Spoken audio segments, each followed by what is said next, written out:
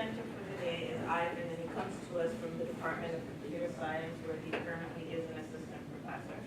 His research looks at systems and software designs, and in particular, he focuses on distributed systems, and also how people collaborate or don't collaborate effectively on online communities. So he's going to share with us some of that work today and how it intersects with visualization. Cool. Thanks, Carrie. Hi, everybody. My name is Ivan. I come from computer science. So this talk is going to be about a tool that we've developed for other computer scientists. It's kind of like a very inward-looking, weird tool. It's called RepoGrams, and this is a collaborative work with a bunch of students that I've worked with, as well as Gail Murphy from computer science. And the tool kind of roughly looks like this.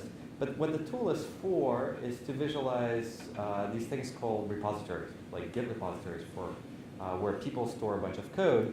And if you haven't seen software repositories, I think you should. They're like this really magical thing. So here's just like a brief look of a very popular website that hosts these things.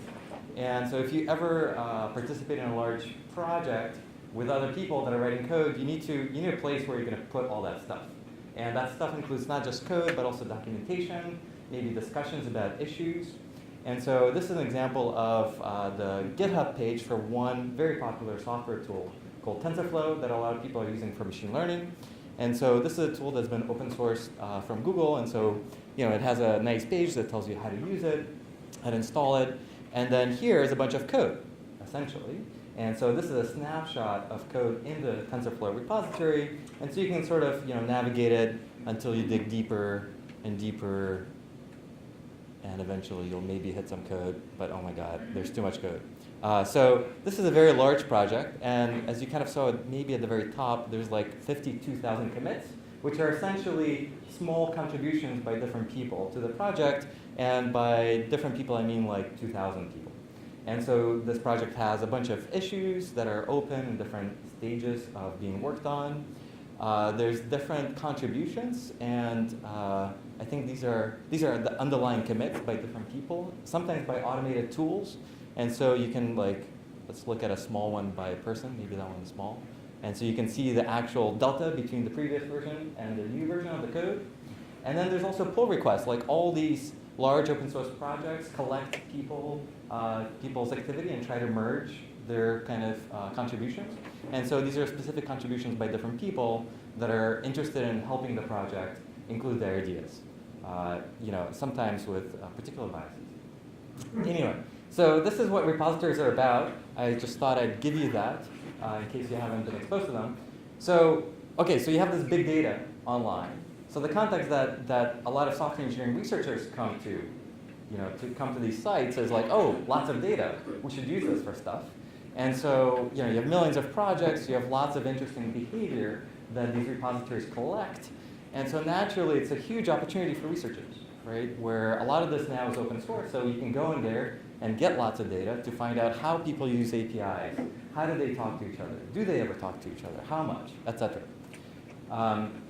So what we've done is a small study where we looked at a bunch of published research to kind of figure out what do these papers look at. How many repositories do they consider, and what sort of repositories they consider.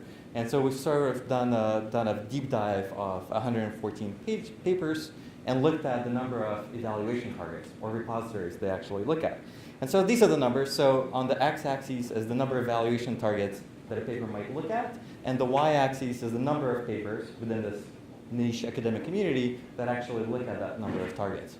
And you find that about 75% of papers use 8 or fewer evaluation targets, which is perhaps bizarre considering the big data nature of GitHub. There's millions of projects on there, but a lot of these researchers are actually using just a few software repositories to make their case. And there's a ton of existing tools looking at supporting projects that are considering lots and lots of repositories. So these tools are like MapReduce style things that can suck up a lot of data and will help you kind of process a lot of that data. But there's not that many tools to support kind of this end of the papers. And that was the motivation for our work and to develop this tool, RepoGrams. So what is RepoGrams? It's really intended to support qualitative repository analysis. And for this talk, qualitative means basically presenting data in a way that can be observed but not necessarily measured. So we want to surface nuance and interesting patterns within the data without necessarily giving you a number to characterize it, because when you're in this kind of corner, you don't necessarily have enough data to draw generalizable conclusions. So you just have enough data to maybe take a look at it and get some inspiration to then formulate a hypothesis, perhaps. So not necessarily to provide an answer, but to surface interesting information and to focus on just a few specific projects, and by which I mean perhaps less than 8 projects. And so, our take on this was that visualization is a good approach for nuance, because you could basically throw up a bunch of colors and let the person interpret them, right, without giving them the right answer. So that also means that we have to do less work. We don't have to stand by our answer. We can just show you a bunch of stuff, and then you get to make sense of it. It's always great. Pass the buck down to the other. So what do we actually do? So we have this visual abstraction that we call a repository footprint, where time goes from left to right. We're going to basically use commits as our basic thing. Like, that's the thing we're going to represent to you, because that's where most of the activity in the project takes place. And we'll basically line up these commits from left to right along time. And each block is going to be a single commit. And then we're going to have 2 kinds of dimensions that we'll try to capture in this footprint. One is the actual color of the block will represent something. There'll be some kind of metric.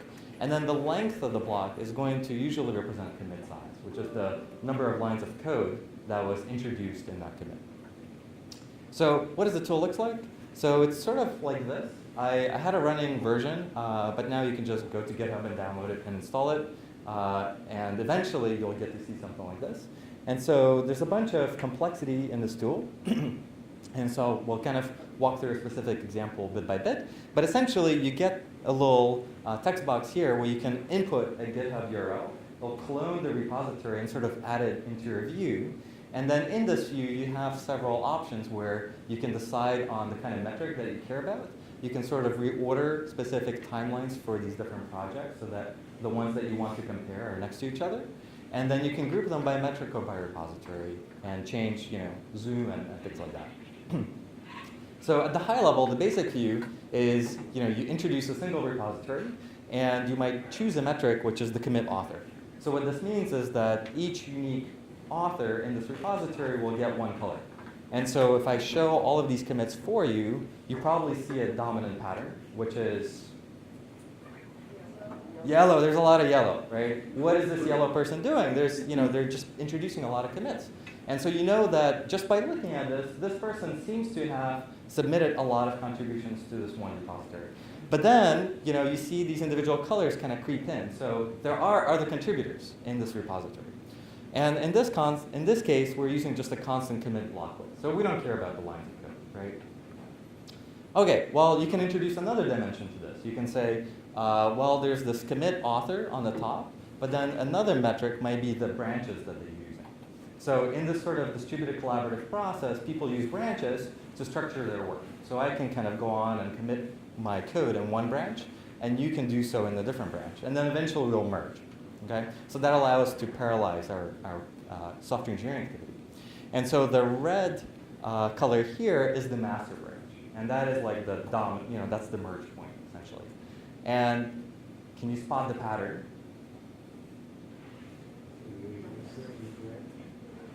I'm hearing a lot of mumble, but there's probably some kind of correlation, right, between this author who is yellow at the top and then this red color on the bottom, right? You can instantly spot that because, well, red occurs wherever there's yellow at the top, right? And so you can tell from this that whoever this is, they tend to be contributing to the master branch. They're very likely the author, right, and the owner of this repository. And then for the other colors, they tend to be associated with other branches. So there's probably some kind of practice, within this project of having people who are not this dominant author actually make their contributions in branches, and then afterwards maybe they merge their code, perhaps. And that's something you could figure out and confirm if you were to dig deeper. So by kind of showing you 2 metrics, you can now get a better sense for what's going on in the repository. So here's a slightly different metric that's a little crazier, which is the commit age metric, right? And the commit age metric has a slightly different visualization thing that it's doing, where there's different buckets, and each color basically represents, for that commit, the amount of time that passed since the previous commit. So the darker the color, it means the longer it's been since the previous commit. Right? And so here you see, well, it's not a whole lot of pattern. Right? Maybe there's some pattern when these other folks introduce commits. You can see that the colors tend to be darker. And so that means perhaps that other people work on the project when the project is not getting any commits, when this dominant person is not introducing any edits, right? But this is a very sort of diffuse pattern. This is something that is not very easy, like strongly established. So different kinds of metrics. And then in this case, the block size was always constant, but you could actually have the block length itself represent different things as well. So in this case, it's the lines of code. And as you can see, the yellow color here became even more dominant from the left to the right. So they're not just contributing lots of commits, but they're also contributing lots of code. And then, of course, this person also contributed a substantial amount of code based on just the size, the granularity of the block size. So besides kind of looking at this one project across these different dimensions, you can also try to choose one metric and then study different projects along that one metric. So here we use the branches used metric, where red, again, represents the master branch. And we're actually looking at 5 different projects.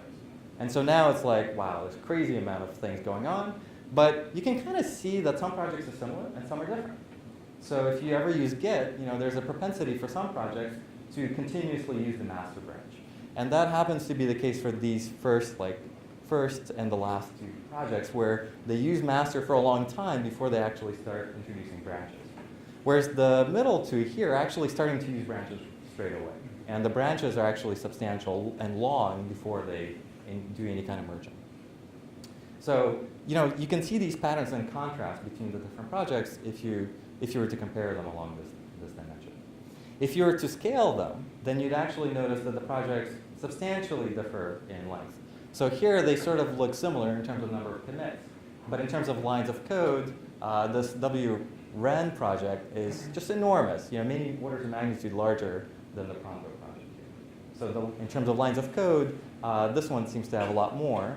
And of course, the kind of pink commits here in this pink branch seem innocuous enough in the commit view. But in the lines of code view, you know that they're actually accounting for a substantial contribution by this person. So clearly, the lines of code is kind of useful for getting that view. So this tool has a bunch of other things. So for example, we can kind of group things in 2 different ways. So you may decide to group in order to compare inter-projects, you can group them by metric, or you can group them by project, and select different normalizations and scalings for your block sizes, and there's different metrics and things like that. So that's like a specific tool that we've developed, and then this is like a full-fledged little research project.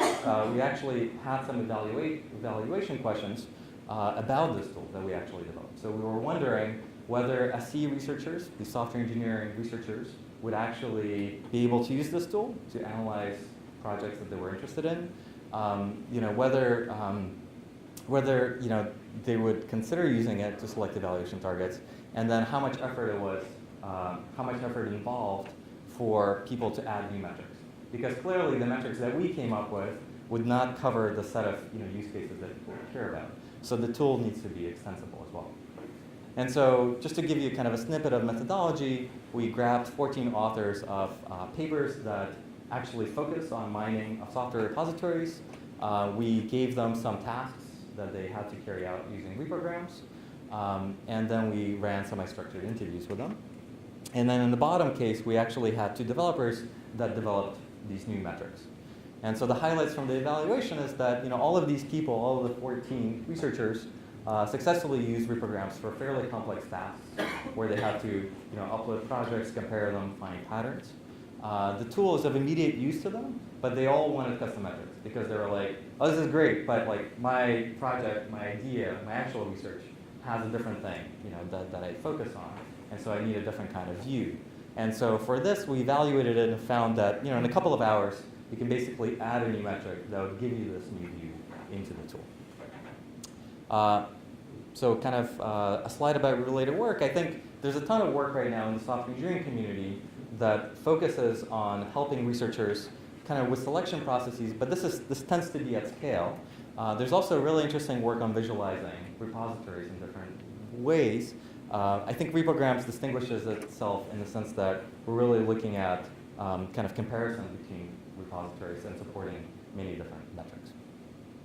So this is my last slide. Basically, RepoGrams, I try to motivate you that there's this whole ecosystem of developers that maintains their code in these things called repositories. It can be kind of interesting to try to slice and dice these repositories and compare and contrast. And besides it being just fun, this is actually quite important for a class of research in the software engineering domain, where we could actually glean a lot of information from open source activity and try to inform future tools, future programming languages, and so forth by studying this data. And so RepoGrams is really intended for qualitative analysis of the software repository data. So thanks for your attention.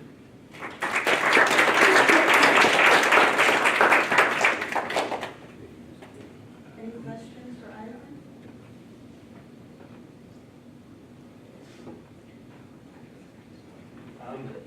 Have you looked at OSM, OpenStreetMap? Because there's a lot of work involved there, looking at commits and then how people go back and then uncommitted commit what somebody else did, right? There's wars between factions. Oh yeah, just like Wikipedia, right? Like there are Yeah. wars. Yeah. This is like an ongoing thing, I think, in different communities, right? Like within CSCW and Chi communities, there's a lot of focus on like these communities that cooperate online, like Wikipedia or the Reddit community, where there's some work being done perhaps. And then within the software engineering space, it's more on the developer communities. So I think different people are looking at similar kind of kinds of data and similar kinds of behavior, but clearly there's differences. Like in the software engineering domain, people talk to each other, but it's usually a lot of the activity is kind of by proxy through code. So you wrote some code and then I corrected it, or you wrote some code and then I commented on it, or I wrote some test for it. So it sort of tends to differ between these different communities. So I know there's a ton of work across these communities. This one's focused on software engineering repositories, but naturally you could encode anything you want into a repository, actually. So you could use this tool for virtually anything as long as you can express it as a repository. So that's like, I don't know. I don't know if that answered your specific question. Yeah, and slightly outside question. 15 years ago, everything was source forge. Yeah. Now everything's GitHub. Is GitHub possible source forge, or is GitHub going to be here forever? Oh, that's a great question. That's a tough one to answer. So I think GitHub started off as being the proponent of Git. So that was the defining feature of the platform. Now it's purchased by Microsoft, and so now it's probably going to be linked in with LinkedIn at some point. So I think there's going to be these developments ongoing. And so I think there's a lot of value to these communities outside of the code, because clearly people go on there to learn how to write code. A lot of these projects present portfolios for developers. So a lot of our students in computer science develop projects and they put them on GitHub so that they can then show them to potential employers. So I feel like there's a lot of interesting value to these communities outside of just here's code and can I share it with you? And I feel like SourceForge had that very sort of particular view on it, and it didn't kind of branch out. And I think GitHub is much more accepting of these other uses. But I don't know what's going to happen in the future. It's a great question. Did you do any research to see like stability of a project related to how long its commits are, or how many people actually? It's a great question. I think there's a ton of research on that. So there's a specific conference. If you're interested, there's a conference called ESUM, Empirical Software Engineering and Methodology. And so those people, all they do all day is basically go on GitHub, find lots of repositories, and then evaluate them along these different dimensions. I think stability of projects is a very complex question because it depends. So for example, I mentioned that there's millions of repositories on GitHub. Guess what? Not all of them are very active or alive, right? So the code is on there, but the person has moved on. It's like my project code from 10 years ago for a class, I've done. And so there's a lot of these kinds of repositories. And so, there's a lot of data cleaning that you have to do to actually answer interesting questions, because, a lot of these repositories are like, by one person that just kind of snapshot their code. Yeah. So there's a lot of research on that topic. I don't know the specific answer to that question. Do you have any plans for looking at discussions on issues or pull requests? I would love to, but a lot of people beat me to the punch. So that's actually a really popular thing that people are looking at now. So yeah, these these websites, kind of aggregated websites, repositories, have a lot of extra data associated with the project. And so conversations, like in this case, this is a specific issue, I think, or it's a pull request, right? So somebody contributed code, and then people are basically adding stuff to it, and then there's reviews, potentially automated reviews. So all of this data is being mined right now. So people are super excited about extracting useful things from it. The problem is actionable insight, because there's clearly a lot of things I can measure around this, like the number of people who participate in these. But what's actually, is that a valuable thing, right? So that's been the challenge, I think, for that community. If you're interested in visualizing this conversation, and that was what we did with PhD here a couple years ago, had a bunch of work in that area.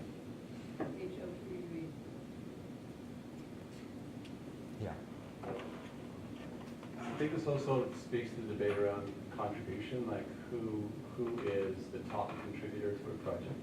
If you have a single author committing all the pull requests, they show up everywhere, but people doing the work in the background sometimes don't get attributed. So for a LinkedIn clout kind of thing, where you're like, oh, I'm the top contributor on this project, you have to kind of take that with a grain of salt sometimes. Yeah, I think that's a great discussion point. Like these sites, so GitHub sort of evolved and introduced more and more metrics and analytics for people to look at. And so here's just like one page where you can look for, the period of essentially November to March, or I guess this is like all of the site's history. And, the main contributors to this project and who they were, and you can click on them and find out what they work on.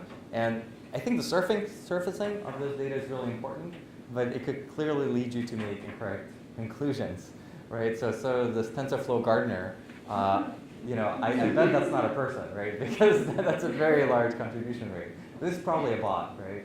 And so GitHub doesn't separate the bots out, and you won't really know this unless you click through and find out. So yeah, I think surfacing is good, and then people will then draw conclusions like, oh, I'm going to hire you. You have a huge number of commits to TensorFlow, but maybe you're just correcting spelling mistakes, in documentation. So yeah, it's always the devil's always in the details. Hire that bot.